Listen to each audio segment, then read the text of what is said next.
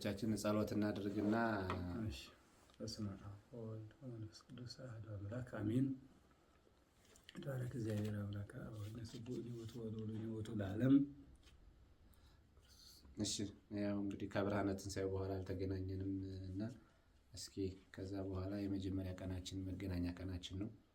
አባታችን ከብርሃነ ትንሣኤው በሰላም መድረሳችንን አስቀድመን ወደ ቃለ ምልልሳችን እንሄዳለን ማለት ነው።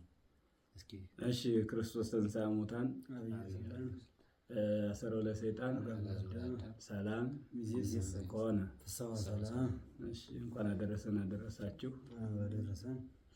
እናመሰግናለን አባታችን። ያው ዛሬ እንግዲህ ልንሰራ ወይም ደግሞ ቃለ መጠይቅ ልንወስድ የፈለግነው በተለያዩ አንኳር ነገሮች ነው እና የመጀመሪያው ያው ብሔርተኝነትን ምንድን ነው፣ አክራሪ ብሔርተኝነትስ ምንድን ነው የሚለውን ማብራሪያ ቢሰጡልን። እሺ አክራሪ ብሔርተኝነት ማለት ለሚያገናዝበው ሰው ብሔርተኛ ማለት ክፋት የሌለው መሆኑን መገንዘብ ያስፈልገናል። በመጀመሪያ በመሰረቱ ማህበረሰባዊ የሆነ ጽንሰ ሀሳብ መረዳት ያለብን ነው። ከውል ወይንም ከቡድን አንጻር እንጂ ከግለሰብ አይደለም በማለት እናምናለን እኛ። ምክንያቱም ከግለሰቦች አይደለም፣ ግን ከማህበረሰባዊ አንድነትና በጋራነት ያለን ብሔርተኛ የሚል ወይንም ብሔር ማለት ተብሎ የሚጠራ ስያሜ እንደተሰጠው በአባቶቻችን አነጋገር ማለት ነው። እናም እያንዳንዱ ማህበረሰብ የማህበረሰብ ስሪቶች፣ መገለጫዎች የጋራ ወይንም ቡድናዊ ሊሆን ይችላሉ። ተፈጥሯዊ የጋራ ቡድናዊ መገለጫ ከመሆኑ የማህበረሰብ ስሪቶች መካከሉ ጾታ፣ ዘር፣ ጎሳ፣ ሃይማኖታዊና ብሔራዊ ጥቂቶቹ ናቸው። እነዚህ ናቸው ማለት ነው፣ በእኛ የምናስባቸው የምናምንባቸው ማለት ነው። ምክንያቱም እያንዳንዱ ፍጡር የራሱ የሆነ መገለጫ የራሱ የሆነ ስያሜ አለው፣ እንደየአካባቢው የሚሰይመው በየቋንቋችን በየንግግራችን ወይንም በያለንበት አካባቢ የምንሰይመው ስያሜዎች አሉ። አጽናፈ ዓለም ኢየሱስ ክርስቶስ ዓለምን እንግዲህ ለማዳን የሰው ልጅ ለማዳን ሲል ወደዚህ ዓለም ሲመጣ የተገኘባቸው ሀገሮች ወይንም ቦታዎች አሉ። ያንንም ስሙን ናዝሬት የናዝራዊ ኢየሱስ ክርስቶስ ተብሎ ይጠራል። አሁን ኢየሱስ ክርስቶስ በአንዲት አካባቢ የሚኖር ብቻ የሚሞት የሚነሳ አይደለም፣ ለዓለም ሁሉ እንጂ። ስለዚህ ይሄ ምን ተብሎ ይጠራል?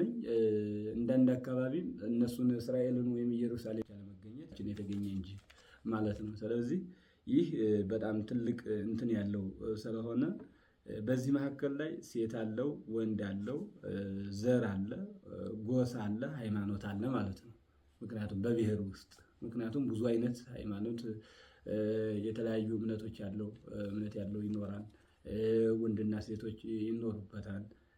ጎሳ ማለት ያው አባትነትን ወይንም የዚህ የዘር ጎሳ የዘር ውላጅ አባት አላቸው ማለት ነው። ስለዚህ አባታቸውን የሚያነሱ የሚያወሱ እነዚህ ሲጠቀለሉ ብሔር ይባላሉ ማለት ነው። ምክንያቱም 3-4 ትውልድ ስለሆኑ ማለት ነው። እንደው አባታችን ከዚህ ጋር ተያይዞ ምናልባት እንደኛ እንደ ኢትዮጵያውያን ትርጉም አረዳድ ብሔርተኝነትን ብዙ ጊዜ ኔጌቲቭ ሀሳብ የምንሰጠው ሰዎች አለን እና እከሌ ወይም እከሌ የሚባለው ሰውዬ ብሔርተኛ ነው፣ እከሌ ደግሞ ብሔርተኛ አይደለም እያሉ ብዙ ጊዜ ትርጉም ሲሰጡት እንሰማለን። እና ይህን ከምን አንግል ወይም ከምን እይታ አይተውት ነው እንደዚህ ትርጉም? ብዙ ጊዜ ኔጌቲቭ ብሔርተኝነት ሲመጣ በእያንዳንዱ አእምሮ ውስጥ የሚመጣው ኔጌቲቭ ወይም ደግሞ አሉታዊ ተጽዕኖ ያለው ነገር ሀሳብ ነው የሚራመደው በሁሉም ዘንድ። ከምን የመጣ ነው ብለው ያስባሉ? እሺ ብሔርተኝነት የሚለው ቃል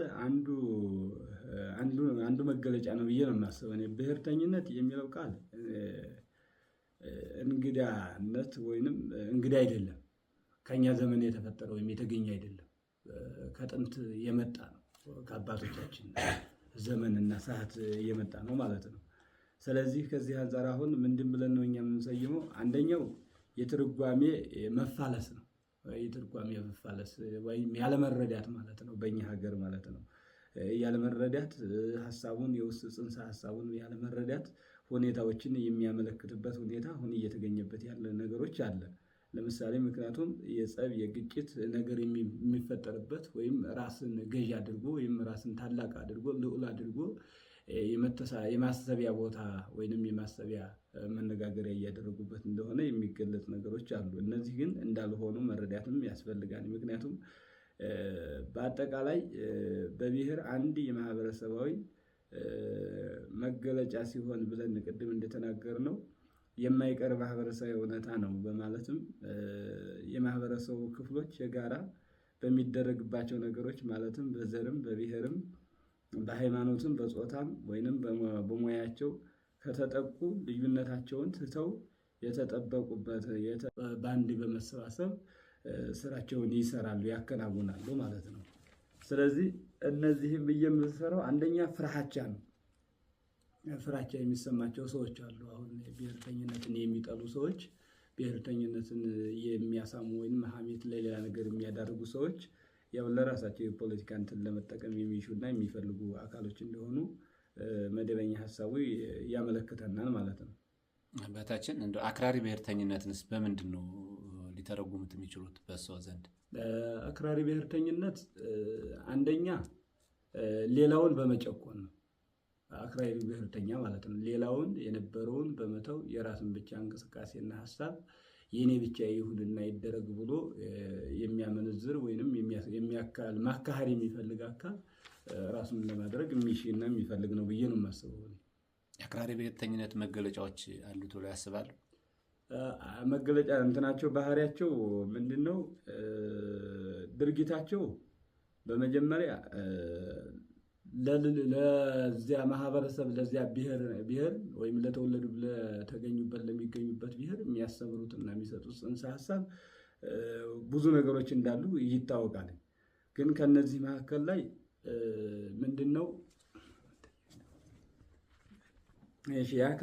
የአክራሪነት መገለጫው የሆኑት ጥላቻ፣ ምክንያታዊና ፍርሃትና ጭካኔ የጭቆና ልጆች ናቸው።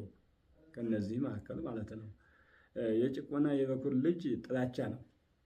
ቀጥሎ ምክንያታዊ ነው። የወልድ ስሜታዊነት እና ፍርሃትና ደግሞ የሚከተሉት ናቸው።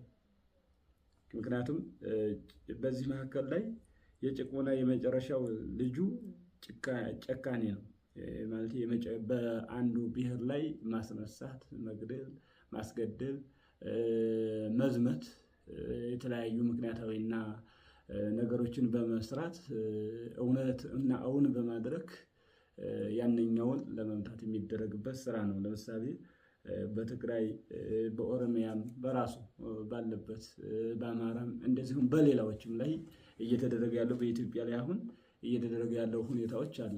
ምክንያቱም ብንወስድ ለምሳሌ የዛሬው አገዛዝ ማለት መንግስት ብንወስደው ስርዓት አሁን እያስገደ ያለው እነዚህን ምክንያታዊ ነገሮች ናቸው። የተነሳውም ከነዚህ ነው፣ የምክንያታዊ ከሆነ ነገሮች ናቸው።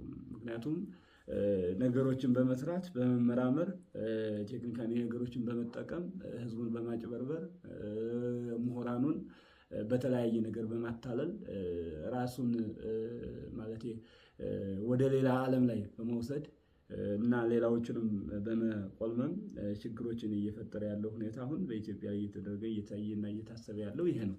ለምሳሌ ብንወስድ ይህንን ሀሳብ በአሜሪካውያን የጥቁር ህዝቦች መብት የተከበረው ጭቆና ሲደረግባቸው ነበር። በመጨረሻቸው ሰዓት ግን ዘራቸውን፣ ጎሳቸውን፣ ያላቸውን ብሔራቸውን በመጠራራት በመሰባሰብ የእምነት ልዩነታቸውን ትተው የቋንቋ ልዩነታቸውን ትተው በጋራ በመሰብሰብ ጭቆናን አራግፈዋል ማለት ነው፣ ድነዋል ከዚህ።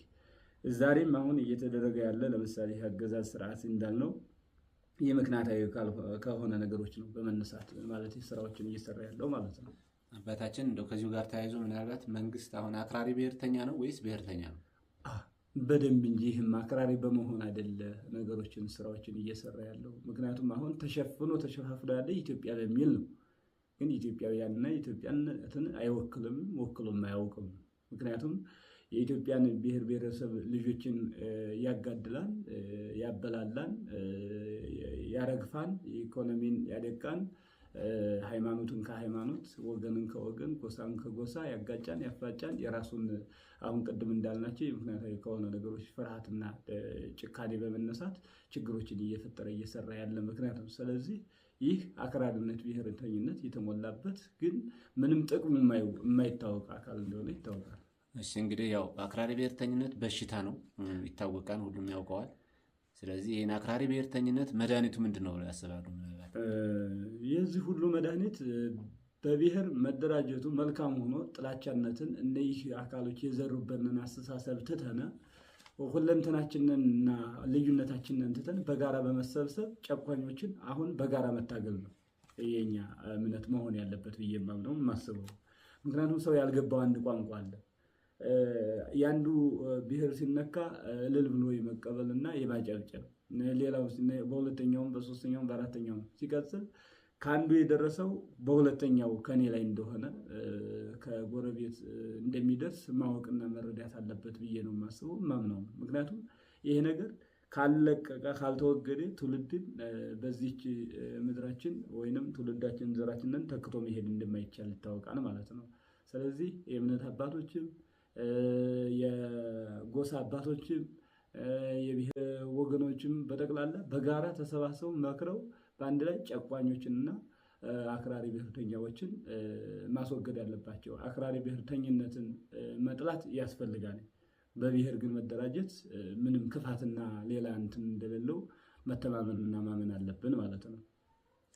እንደው ከዚሁ ጋር ተያይዞ ምናልባት አክራሪ ብሔርተኝነት አሁን መንግስት አክራሪ ብሔርተኛ ነው ብለው ቅድም እንደገለጹት ይገባናል፣ እኛም ተረድተናል። ነገር ግን አሁን ምናልባት ይህንን አክራሪ ብሔርተኛ የሆነ መንግስት ለመታገል የአማራ ፋኖ የትጥቅ ትግል ጀምሯል እና ምናልባት አንዳንዶች ትርጓሜ ይሰጡታል። የአማራ ፋኖ የትጥቅ ትግል የአክራሪ ብሔርተኝነት ትግል ነው እያሉ ይሰጡታል። አንዳንዶች ደግሞ አይ የአክራሪ ብሔርተኝነት ሳይሆን የብሔርተኝነት ትግል ነው እያደረገ ያለው የአማራ ፋኖ እየታገለ ያለው የመጣበትን ጭቆና ለመመከት ተደራጅቶ ያለበት ሁኔታ ነው ያለው እያሉ ሁለት አይነት ጎራ ተከፋፍለው ሲከራከሩ እንሰማለን እና እንደ እርሶስ ሰፋ አድርገው ማብራሪያ ቢሰጡ። በመጀመሪያ የዚህ አገዛዝ ስርዓት ብሔርተኛ ነው አይደለም የሚለው አዎ ብሔርተኛ ነው፣ ግን ብሔሩ ከየት እንደሆነ የማይታወቅ ነው ማለት ግራ የተጋባ ነው።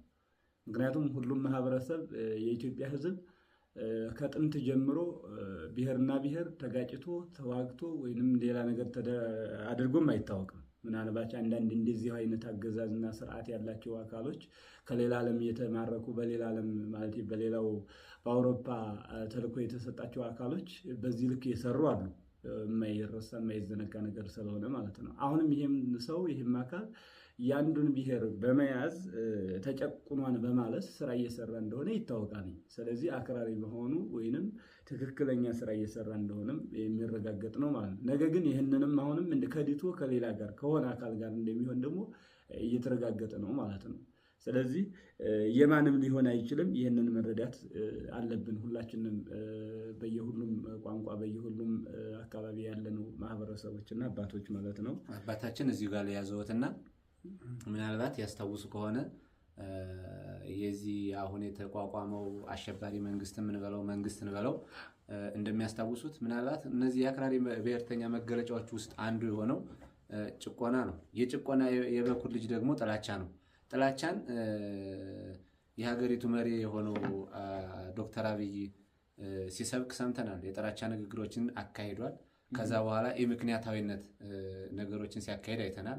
ለምሳሌ ያለምንም ምክንያት ሁሉም ኢትዮጵያዊ ኦሮምኛ ቋንቋ መናገር መቻል አለበት፣ አካም ማለት መቻል አለበት እያለ ያለምንም ምክንያት ሲናገር ሰምተናል። ከዛም አልፎ ፍርሃትን ፈጥሮበት ነገ የአማራ ብሔር ሊወጋኝ ይችላል ወይም ደግሞ የትግራይ ብሔር ሊወጋኝ ይችላል የሚል ሁሉ በየተለያዩ ሚዲያዎች ሲናገር ሰምተናል። ምክር ቤት ላይም ሲናገረው ሰምተናል። የመጨረሻው ያሳየን ጭካኔ ነው። ጭካኔ ደግሞ እሱ ከተናገራቸው የጥላቻ ንግግሮች በመነሳት የአማራ ብሔር ተወላጆች ሲፈናቀሉ አይተናል። አንድ እናት ጽንሷ ወጥቶ አይተናል። ሁለት እነዚህን እንትኖች ሲያደርጓቸው የምናየው ምናልባት ሰውየው ወደ አክራሪ ብሔርተኝነቱ ሲወስደው የኦሮሞ አክራሪ ብሔርተኝነት አይነት እሳቤ ያለው ሰው ነው። እርስዎ ግን እያሉኝ ያሉት ይህ መንግስት የብሔርተኝነት ስሜት ይኑረው እንጂ ማንኛውንም ብሔር አይመስልም የሚል ሀሳብ ነው እና እዚህ ጋር እንደው ግልጽ አድርገውት እንደሄዱ ፈልጌ ነው። አዎ ምክንያቱም እነዚህ ሰዎች ግለሰብ ናቸው አብዛኛዎቹ። ምክንያቱም ግለሰቦች ናቸው፣ ቅድም ያልናቸው አይደሉም። ቅድም በብሔሮች ያልነው በመሰባሰብ ያልናቸው አይደሉም። ለምሳሌ አሁን እንደ ኦሮሚያ ብለን እንወስደዋለን አይደለ? ጥንታዊ የኢትዮጵያ ኦሮሞ ተወላጆች በፍጹም እንዲህ አይነት ነገር እንደማይቀበሉትና እንደማይወስዱት ይታወቃል።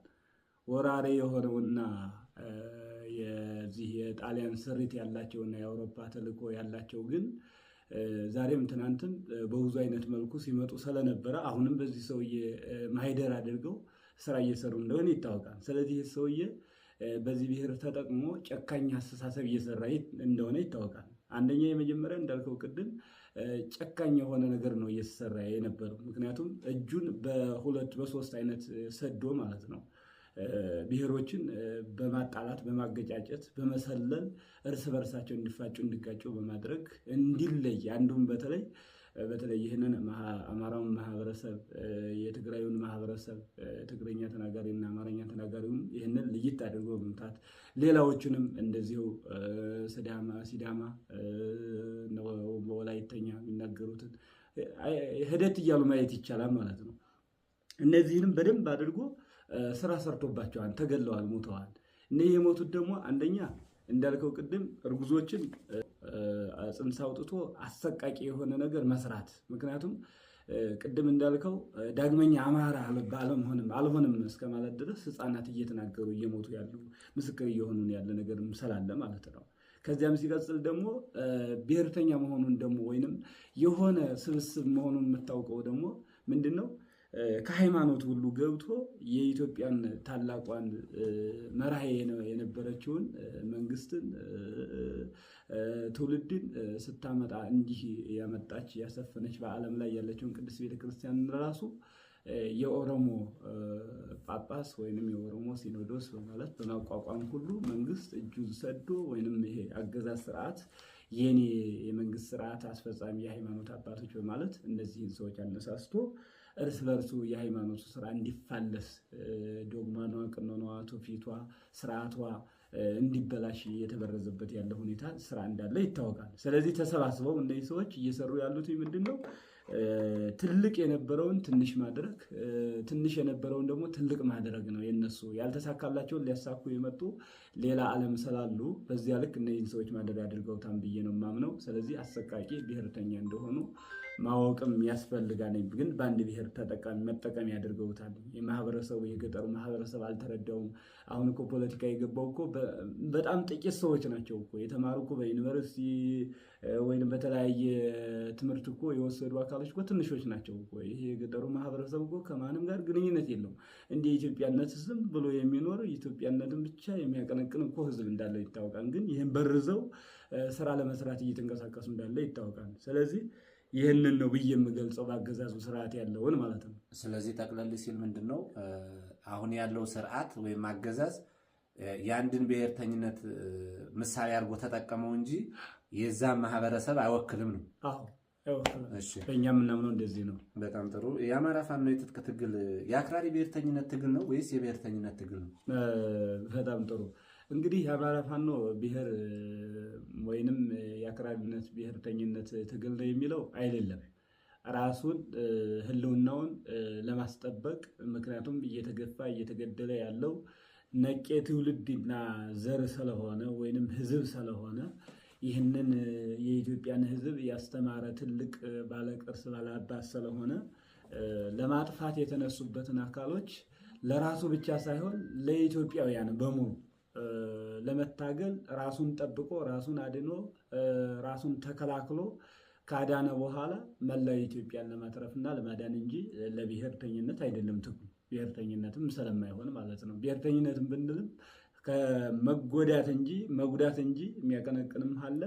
እንዲጎዳ ማድረግ እንጂ እንዲድን ማድረግ ስለማይቻል ማለት ነው። ይህንን አባቶቻችንም ሃይማኖታችንም ስርዓታችንም ህጋችንም ደንባችንም ባህላችንም ስለማይመጥነው ማለት ነው፣ ስለማያስገድን ስለማይነግረን ማለት ነው። ስለዚህ የፋኖ ትግል በትልቁ ሰው የሆነውን ሁሉ ማዳን ነው፣ ማትረፍ ነው ማለት ነው። መታገያ ስም ነው ፋኖነት ማለት ነው። ስለዚህ ፋኖ ራሱን ታድጎ ራሱን አድኖ ራሱን አትርፎ ዘሩን እና እንዲሁም ደግሞ ራሱን ከተከላከለ በኋላ መላው ኢትዮጵያውያንን በሙሉ ሰብስቦ ሸክፎ አንድ አድርጎ አንድ ሀገርን እንደ ትናንቱ እንደ ጥንቱ እንሁን የሚልበትን የትግል መስመር ነው የጀመረው ፋኖ፣ በእኛ አገላለጽም በእኛ ማመሰራረት ማለት ነው። እሺ አባታችን እንደው ምናልባት ይህ የአክራሪ ብሔርተኝነት በሽታ ነው የሚል ስያሜ ሰጥተነዋል እና ይህንን በሽታ እንደው በምንድን ነው ልናስለቅቀው የምንችለው? ማለት ከኢትዮጵያ በምንድን ነው ልናስወግደው የምንችለው? አክራሪ ብሔርተኝነትን አሁን የገባብንን የመፋለስ የቋንቋ መፋለስ እና ይህንን የእርስ በርስ ችግር በመተው አንዱን በመኮነኑን ትተነ አንደኛው በጋራ መሰብሰብ፣ ሁሉም የራሱን እውቀት ይዞ እንደ ቋንቋችን እንደ ሃይማኖታችን በሃይማኖትም በምንም ልዩነታችን በመተው እንደ ጥንት እንደ አባቶቻችን ሽክፍ ስብስብ ብለን የኢትዮጵያን ነገር እና ስለ ኢትዮጵያነታችን መምከርና መነጋገር፣ አንዱ ለአንዱ ክብር መስጠት፣ የዚያኛውንም የዚህኛውንም ሳይነኩ ክብር መመሰጣጣት አንደኛ የመጀመሪያው መድኃኒቱ ነው ብዬ ነው የማምነው። በሁለተኛ መድኃኒቱ የሚሆነው ምንድን ነው? ወደ ጥንቱ አስተሳሰብ መመለስ አለበት ብዬ ነው የማስበው። የጥንቱ አመላለስ ብንመለስ ብዙ ታሪኮችን ስለሚነግረን ብዙ መስተካከልን ስለሚያስተምረን ማለት ነው። ያ ካልሆነ ጥንታዊ አስተምሮታችን የኢትዮጵያውያን አስተምሮት በትምህርት ገበታም ሆነ በሃይማኖትም ሆነ ስርዓት መምጣት አለበት። ይህን ካረግን መዳን እንችላለን። ያን ካላረግን ግን መዳን አንችልም። መድኃኒቱ የመጀመሪያው እነዚህ ሁለቱ ናቸው ብዬ ነው የማምነው ማለት ነው። ጽኑ የኢትዮጵያነት እርስ በርስ የመተማመን ግዴታ አለብን ብዬ ነው የማምነውም። የፖለቲከኛዎችን የማራመጃ መስመራቸውን መከተል የለብንም። ራሳችንን ገዥ መሆን አለብን። ራሱን ገዥ ከሆነ ትውልድ ራሱን ገዥ ካደረገ ህዝብ ማንም ሊነካው ስለማይችል ማለት ነው። ስለዚህ እኔ መስተካከል ያለብን ነው ብዬ የማስበው በማንኛውም ንግግራችን በማንኛውም የማራመጃ መስመራቸውን መከተል የለብንም። ራሳችንን ገዥ መሆን አለብን።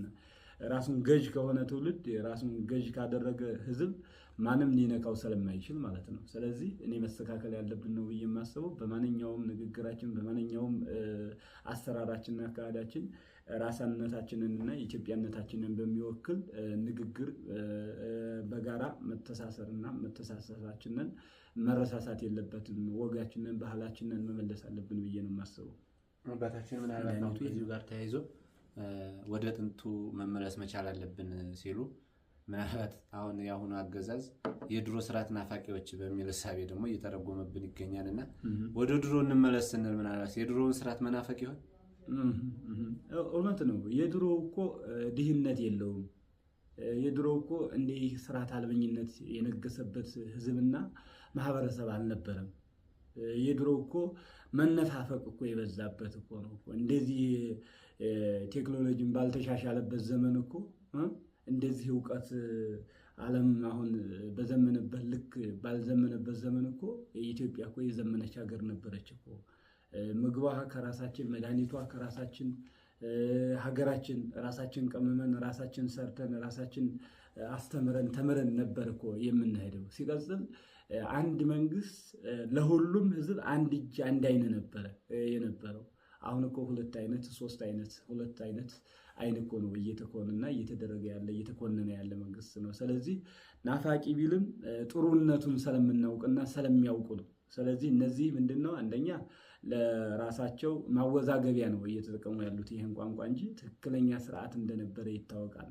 በዚያ መካከል ላይ የተለያዩ ችግሮች ፈጣሪዎች እንደነበሩ ይታወቃል። ምክንያቱም ሰላምን ለማሳጣት ሰላምንም የሚያሳጡ አካሎች እንደነበሩም ይታወቃል። ግን መልካምና ለ3000 ዘመናት ወይንም ለዚህ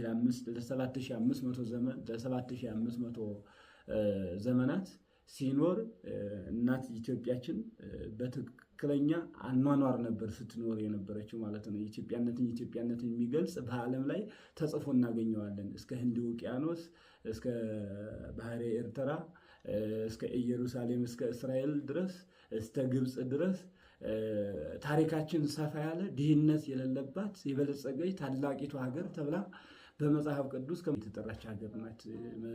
ጻድቃንም ቅዱሳንም ሰማዕታትም የሚያወሷት የሚያነሷት ሀገር ነች። የምታነሳ የምታወሳ ናት። ብዙ ቅዱሳኖች እኮ ወደዚች ሀገር እኮ ያልፈለሰ ያልመጣ የለም። የታሪክ ተመራማሪም የቅዱሳን ጻድቃንም የምንላቸውም ከዓለማት እየፈለሱ ወደ ኢትዮጵያ ምድር ነበር። ምክንያቱም ህዝብ ፍርድ የማያጓድሉ ስርዓት ያለባት ለእግዚአብሔር ቀናኢ የሆነች እና ተቀባይነት ያላትኝ ሀገር እንደሆነች ስለምትታመን ነው። ስለዚህ የምንናፍቃትም ትክክለኛ ኢትዮጵያ ስንል በኢትዮጵያነት የተሳሰረ ጎሳ፣ ሃይማኖት፣ ቋንቋ የማይለያት በመሆን ነው። ያንን ነው የምንናፍቀው። የአሁኑ እንደምታዩ በ99 የተከፋፈልን ሰዎች ሆነን ስለሆነ ይህንን ጠልተን ነው ያንን የምንወደው የምናስበው። ስለዚህ የትናንቱን መውደዳችን ኩነኔም ኃጢአትም እስከሌለው ድረስ የትናንቱን እናፈቃለን። ነገም እንደምናስቀጥለው ከዚያ የምንወስደውን ወስደን ከአሁኑ ዘመን ደግሞ የምንወስደውን ወስደን ኢትዮጵያን ወደዚያ እንመልሳታለን የምንለው ለዚያም ነው። አባታችን እንደው ከዚሁ ጋር ተያይዞ አሁን ያለው አገዛዝ ጭካኔን፣ ጥላቻን፣ ጭቆናን የሚያስተምር በተግባር ላይ እያዋለ የምናይ የአገዛዝ ስርዓት ነው። በተቃራኒው ደግሞ አሁን ሁሉም ዝምታ ያበዛበት ዘመን ሆኗል እና ለዚህም የሃይማኖት አባቶች ናቸው ትልቁን ነገር ወይም ደግሞ ተጠያቂም ሊሆኑ የሚገቡት እና የሃይማኖት አባቶች የሀገር ሽማግሌዎች አሁን ዝምታን አብዝተው ያሉበት ሁኔታ ይታያል። የሀገር ሽማግሌዎችም እንደዚሁ በአጠቃላይ ሰው ለሰው ልጅ መራራትን ከመምረጥ ይልቅ ጭካኔን ወይም ደግሞ ዝምታን በተለያዩ ጥቅማ ጥቅሞች ተሸብቦ የሚያስኬድበት ሁኔታ ላይ ነው ያለው እና ይሄ ጊዜ እውነት ይመለሱ ይሆን ብለው ያስባሉ? እውነት ነው። የሃይማኖት አባቶችም ሆነ ሽማግሌዎች አሁን የማይዘሩበት አንድና አንድ ምክንያት አለ። አንደኛ ትንቢት ያረፈብን አካሎች በመሆናችን ነው ብዬ የማምነው። የሃይማኖት አባቶችም ሆነ ሽማግሌው ነጭ ጠጉር አብቅለው በመጨረሻ ጊዜ የሰው ልጆች ከእውነት እንደሚርቁ ከስርዓታቸው እንደሚርቁ በሌላ ዓለም እንደሚባዝኑ የታወቀ ነው። ነገስታትን መኳንንትን የመገሰጽ የማስተማር ነው ዘመናቸው፣ ጊዜያቸው ወይንም የተሰጣቸው ስልጣን። ግን በዚያ ልክ ለመጠቀም የተዘጋጁ አካሎችም አይደሉም። ድሎቱን ደስታውንና ወይንም የዚያን ዕለታዊ ጊዜያዊ ሹመት ካላቸው ሰዎች ጋራ በመዋል በማደር በመነጋገር የሚደሰቱ አካሎች እንዳሉ ይታወቃል። ስለዚህ ተወቃሹም ተጠያቂዎችም ከነሱም በላይ ማንም ሊሆን የማይችልም እንደተባለው ማለት ነው። ምክንያቱም ነገ ይሄ ዘመን ይሄ ትውልድ የሚመጣው ትውልድ ይወቅሳቸዋል፣ ይጠይቃቸዋል። ትናንት በታሪክ ዛሬ እንደምናነበው ብዙ ታሪክን ያበላሹ ብዙ ከስርዓታቸው እንደሚርቁ በሌላ ዓለም እንደሚባዝኑ የታወቀ ነው። ነገስታትን መኳንንትን የመገሰጽ የማስተማር ነው ዘመናቸው፣ ጊዜያቸው ወይንም የተሰጣቸው ስልጣን። ግን በዚያ ልክ ለመጠቀም የተዘጋጁ አካሎችም አይደሉም። ድሎቱን ደስታውንና ወይንም የዚያን ዕለታዊ ጊዜያዊ ሹመት ካላቸው ሰዎች ጋራ በመዋል በማደር በመነጋገር የሚደሰቱ አካሎች እንዳሉ ይታወቃል። ስለዚህ ተወቃሹም ተጠያቂዎችም ከነሱም በላይ ማንም ሊሆን የማይችልም እንደተባለው ማለት ነው። ምክንያቱም ነገ ይሄ ዘመን ይሄ ትውልድ የሚመጣው ትውልድ ይወቅሳቸዋል፣ ይጠይቃቸዋል። ትናንት በታሪክ ዛሬ እንደምናነበው ብዙ ታሪክን ያበላሹ ብዙ ታሪክ ሲበላሽ ዝም ብለው ያለፉ ምሁራንና ሊቃውንት የሃይማኖት አባቶችም ሆነ ሽማግሌዎች በነበሩበት ዘመን እና በቆዩበት ጊዜያቸው ተወቅሰውበታል። መጻሕፍትም እስከ መጨረሻቸው እያወሳቸው ያለው እየወቀሰ ነው። ስለዚህ ዛሬም ያሉትን የታሪክ ተወቃሽ እንደሆኑ ነው።